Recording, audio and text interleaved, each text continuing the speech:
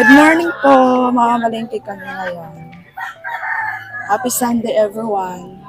Happy Sunday. Welcome po to my first vlog at nag-decide kami na mamamalengke kung ano lang yung nakaplano tulad ng saging saba, gulay, itlog at mani. Swerte po tayo at maganda ang araw ngayon at bago nga kami dumating doon sa bilihan namin ng saging ay napadaan kami dito sa nagbebenta ng sabong panlaba, gamit sa pagligo at pangugas sa plato. Mas mura dito kasi about to be expired pero mga branded. And since wala kaming nabili, dumiretso na po kami sa aming suking bilihan ng saging saba. At sarado po pala sila, kaya babalikan na lang namin na dinaanan namin yung isa pang tindahan kanina. Swerte tayo kasi may isa pang store ng mga saging. Tinda naman nila dito ay lakat at latundan.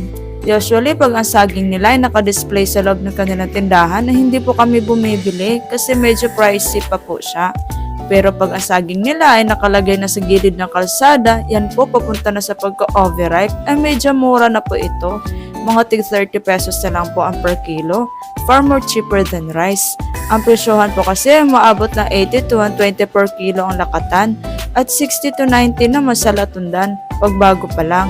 Alam niyo naman po, grabe ang inflation ng pagtaas ng mga bilihin ngayon. Talagang mararamdaman mo kaya medyo wais tayo kahit papaano sa pamimili. Dinahimihan na po namin kasi mahigit isang araw lang ay ubos na agad ito. 100 sarado. 100. Sige po. 100 pesos. Thank you. At dahil medyo nagutom na nga ang aking asawa, pumuslit muna siya ng isa bago kami magpatuloy. Maaga po kasi exercise routine niya, kaya yan, giguslat na. Ito guys, dito po tayo sa mga dahon. As you can see, presko pa yan kasi maaga pa. Kaya bumili na po kami ng malunggay at talbos ng kamote.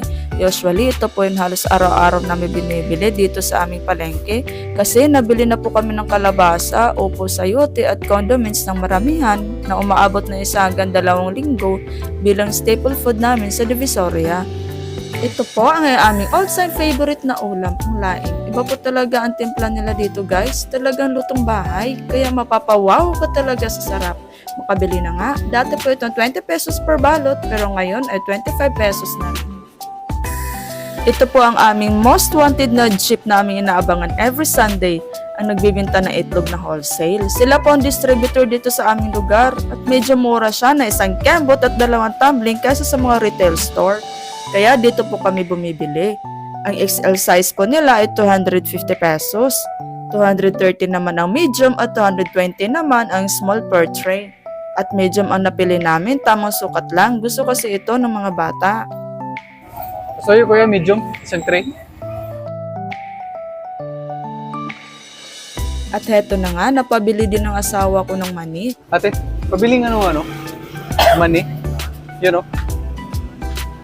Ang kanyang paboritong pinaka-source of protein. Medyo mataka po siya sa pagkain na yan at ganun din sa munggo. At binalikan nga namin na tindahan ng saba. Ito guys, ang lalaki, tig 35 pesos per kilo. Parang giant po yata ito na variety. 2 lang per meal, fully loaded ka na. 2 piling po sana ang bibilhin namin. Kaya lang medyo kulang na sa budget. Kaya isang hands na lang or piling. Ang timbang po nito ay more than 3 kilos at nakaabot po siya ng 104 pesos. Pero dahil parang dinilaan ng baka ang hair ni Mano, nakatawad kami. At dahil naubusan na kami ng kalabasa, ang mabol ako ng bili worth 10 pesos. At ito guys, ang nipis. Parang 1 inch lang. Medyo mahal kasi talaga ang kalabasa ngayon dahil kakaunti lang ang supply. Ito na po ang aking favorite part. Nagkukwentuhan kami hanggang papauwi na.